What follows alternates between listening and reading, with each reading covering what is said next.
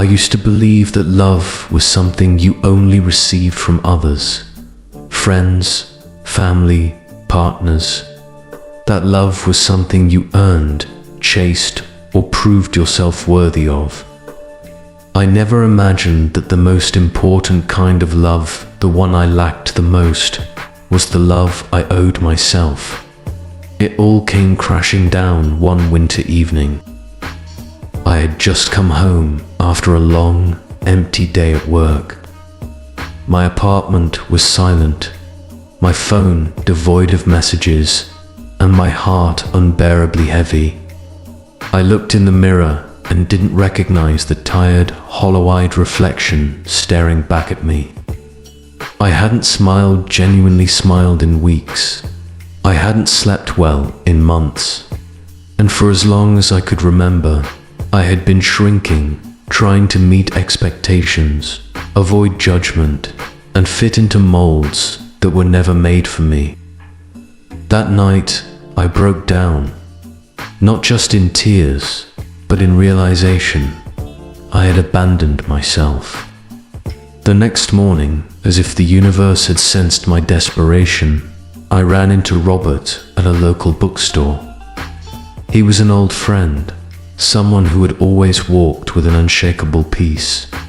We caught up over coffee, and I confessed everything: my exhaustion, my self-doubt, my fear that I was slowly fading away. Robert didn't rush to fix me. He simply listened, and then he said, "You've spent so long being everything to everyone else, you've forgotten to be someone to yourself." That sentence stayed with me.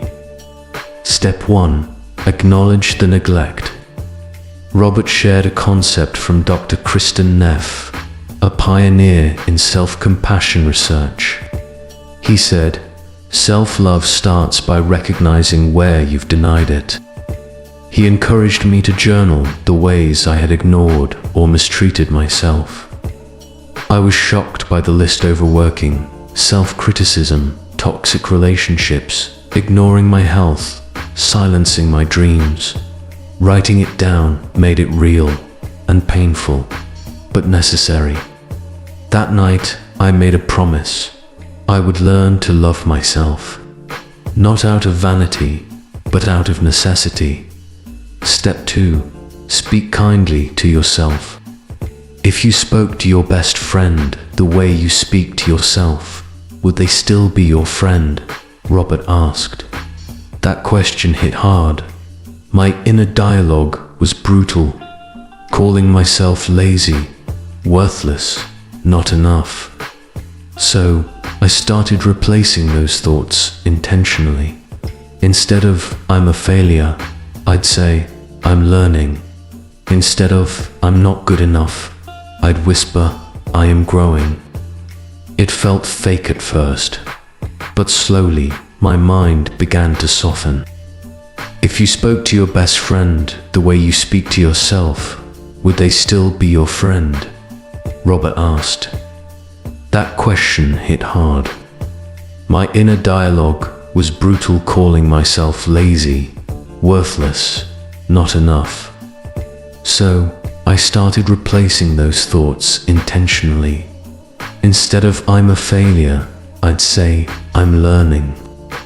Instead of "I'm not good enough," I'd whisper "I am growing." It felt fake at first, but slowly, my mind began to soften. Step 4. Reconnect with what you love. I used to write poetry. I stopped years ago because someone once laughed at one of my verses. But Robert encouraged me to return to what made me feel alive. I picked up my old journal. The first poem was clumsy, awkward, but it was mine, and it felt like rediscovering a lost piece of my soul. Passions remind us who we are beyond roles and responsibilities. They are acts of self-celebration. Step 5. Nourish your body like someone you love. Self-love isn't just emotionally, it's physical. I began sleeping better, eating cleaner, moving more, not to impress anyone, but to care for the vessel that carried my soul. Robert said something that stuck with me. Your body hears everything your mind says, but it also feels everything your heart believes. So I treated my body like a home, with respect, with gratitude. Step 6. Embrace the sacred example of Rabia Aladeweya. To deepen my understanding, Robert introduced me to the story of Rabia Aladeweya, a mystic woman from the 8th century. She refused to love God out of fear of hell or desire for paradise. She loved purely for love's sake. She burned a torch in one hand and carried water in the other, Robert told me, to set fire to heaven and extinguish hell so that love could be free. Her example taught me that the purest love begins when we expect nothing in return. When we love ourselves, not because we're perfect, but because we're worthy. Step 7. Practice forgiveness daily. Forgiveness became a daily act, not just toward others, but toward myself. I forgave myself for missed opportunities, for not knowing better sooner, for staying too long where I should have left. Robert reminded me that healing isn't linear, and some days would be harder than others. But forgiveness kept me moving. Step 8. Share your healing with others.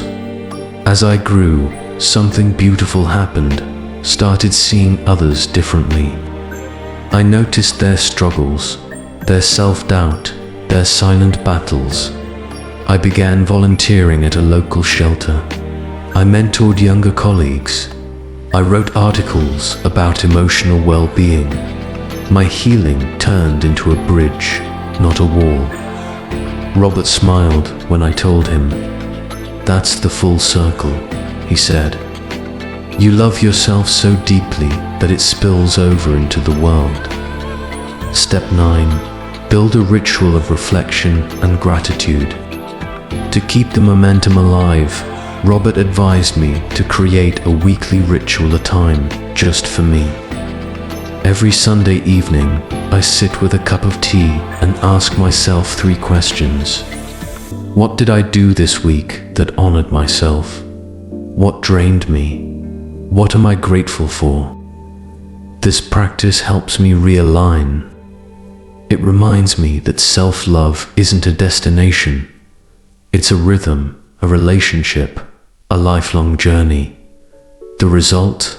Months later, I stood again in front of the same mirror. But this time, I saw someone else, someone real, whole, and radiant.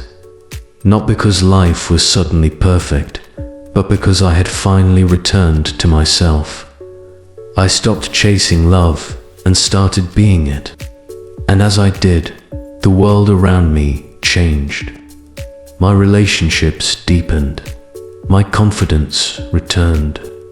I attracted opportunities that aligned with my soul. I became someone I was proud to know. If you're reading this and feeling lost, I want you to know you are not broken. You are becoming, and everything you seek begins with the way you treat yourself. Start small, speak gently, hold your own heart with both hands. Because the greatest love story you'll ever live, the one you live with yourself.